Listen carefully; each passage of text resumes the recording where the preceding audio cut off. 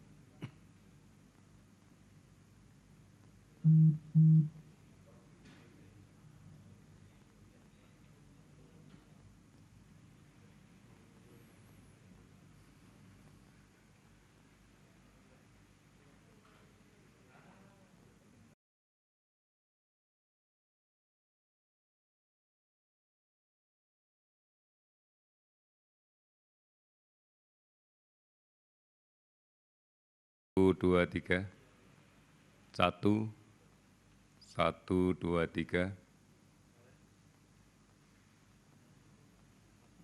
cek 1, 1, jaga jarak paling sedikit 1 meter dengan orang lain. Oke, ya sudah, soalnya disuruh ngecek saya.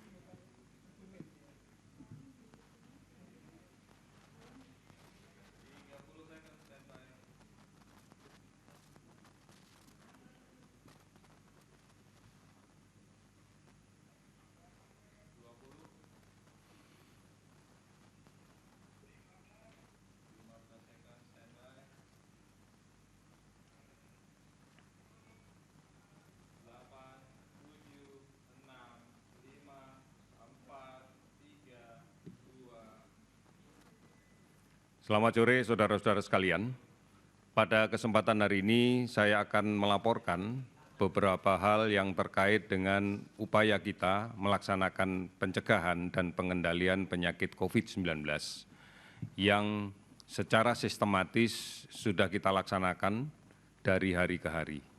Yang pertama, saya kembali mengingatkan terkait dengan beberapa kebijakan yang telah dibuat oleh pemerintah di dalam kaitan dengan penanganan COVID-19 ini.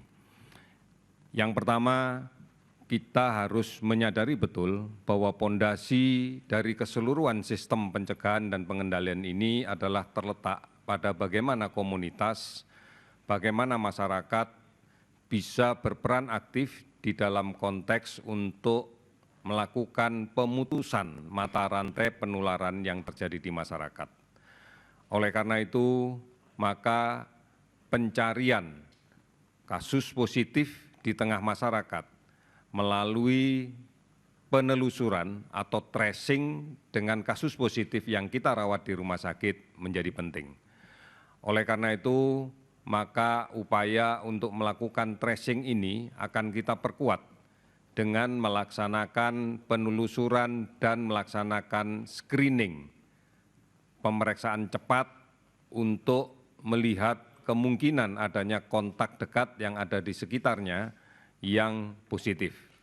Ini yang menjadi penting di dalam kaitan dengan pelaksanaan tracing.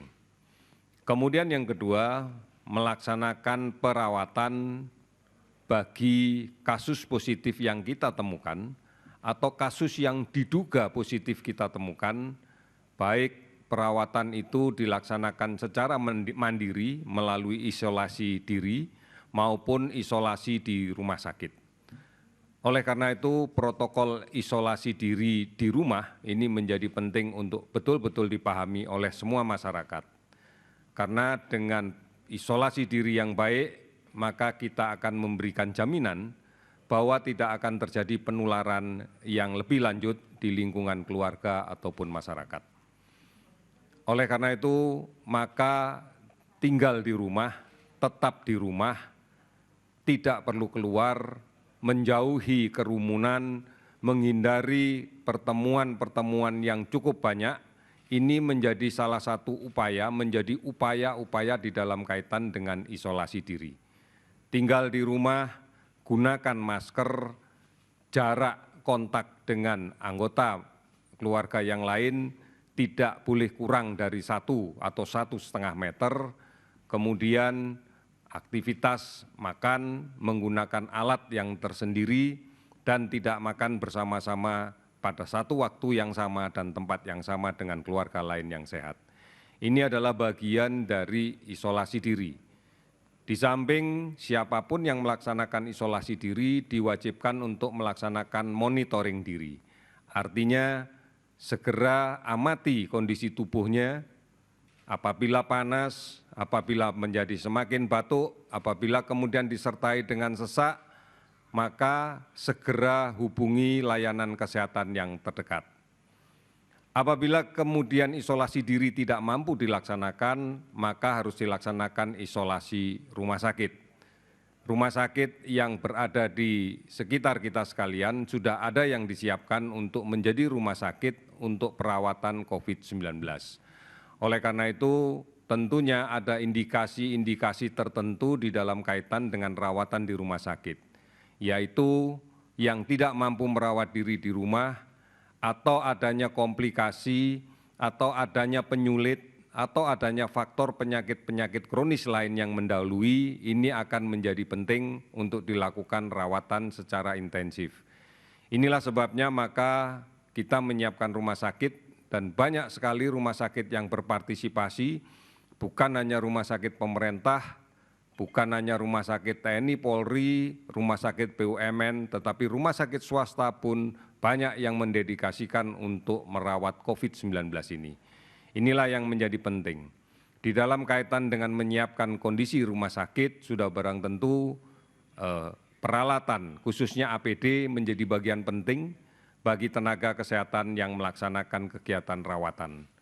Kita akan berusaha sepenuhnya untuk kemudian memenuhi, mematuhi, dan melengkapi penggunaan APD ini.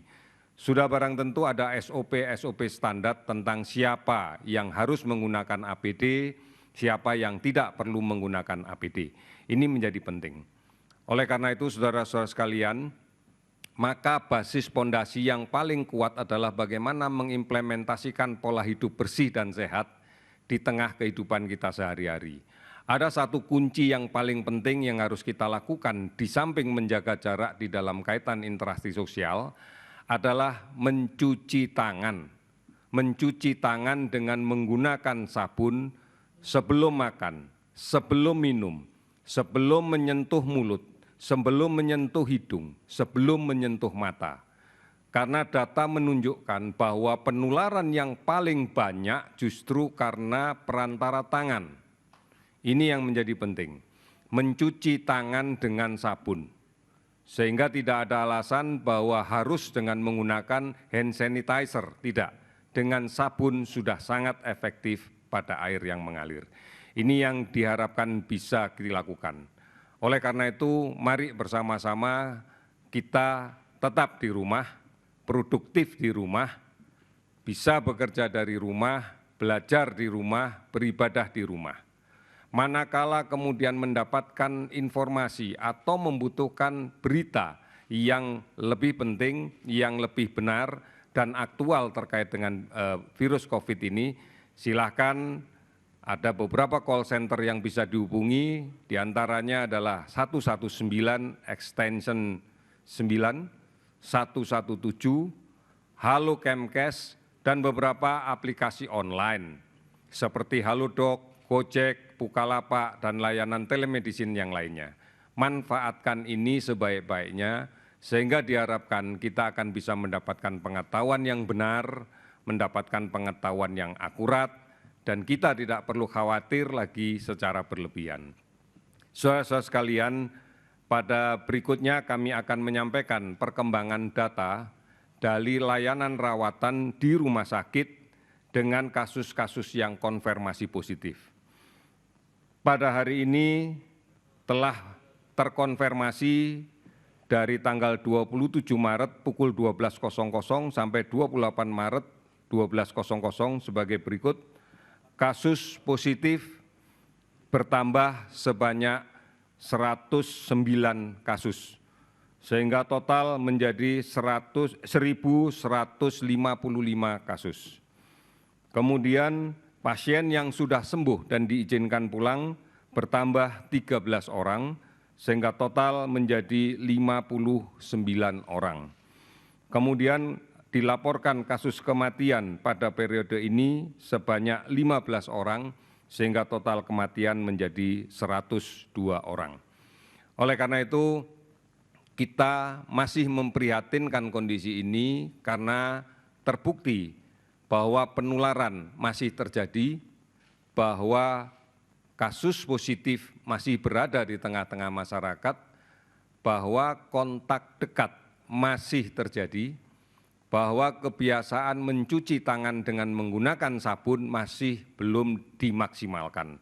Oleh karena itu harapan kita, mari bersama-sama yang pertama jaga jarak kontak fisik dengan siapapun, bukan hanya di kantor, di luar tetapi juga di rumah. Kemudian yang kedua, cuci tangan dengan menggunakan sabun dan air yang mengalir sebelum makan, sebelum minum, sebelum menyentuh wajah, sebelum menyentuh mulut, hidung, dan mata. Ini menjadi penting karena inilah yang menjadi kunci penularan secara tidak langsung yang sering terjadi dan kita hadapi. Kemudian yang berikutnya tetap produktif di rumah, saling melindungi. Lindungilah yang sakit agar dia bisa melaksanakan masa isolasi diri dengan maksimal. Lindungilah yang sehat agar tidak terkena penyakit ini. Kita berkomitmen bersama, mari yang sehat dijaga tetap sehat, yang mulai sakit-sakitan kita jaga supaya segera dia bisa kita sembuhkan dan tidak menularkan ke orang lain. Kemudian yang betul-betul sakit di rumah sakit, mari kita doakan, kita jaga dan kita kemudian layani sebaik-baiknya agar bisa sembuh seperti sedia kala. Kita harus bekerja bersama, ini masalah kita bersama, membutuhkan peran aktif semuanya. Ini yang akan saya sampaikan pada hari ini, beberapa hal mudah-mudahan kita bisa menghadapi situasi yang sulit ini bersama-sama. Yakinlah bahwa pemerintah akan bekerja sungguh-sungguh, bekerja dengan sepenuh hati untuk bersama-sama masyarakat mengatasi COVID-19 ini. Terima kasih, selamat sore.